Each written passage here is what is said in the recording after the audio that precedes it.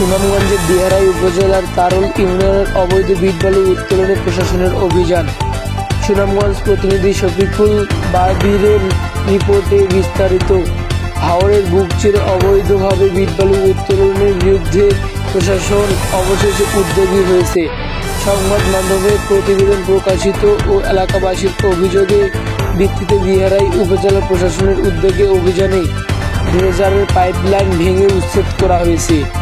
এতে পানজুরি বিলের বাঁশের প্রয়োজন, ক্ষেত ও ফসলি জমি ধ্বংসের আশঙ্কা কেটে যাওয়ার স্বস্তি প্রকাশ করেছেন সরমহল এলাকার কৃষকরা।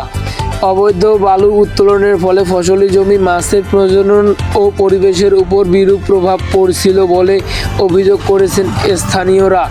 এ বিষয়ে নন্দিত টেলিভিশন, দৈনিক ভোরের চেতনা, আলোর সকাল, জাগরণী টেলিভিশন এবং দৈনিক ঘোষণা, ঢাকার সময় সহ বিভিন্ন গণমাধ্যমে হাওর ও পরিবেশ রক্ষার প্রতিবেদন প্রকাশিত হয়।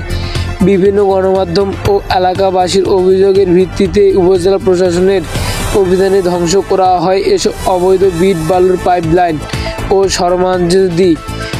এমন অভিযান উপজেলা প্রশাসনকে সাধুবাদ জানিয়েছে হাওর পাড়ের কৃষকরা ও পরিবেশবাদীরা।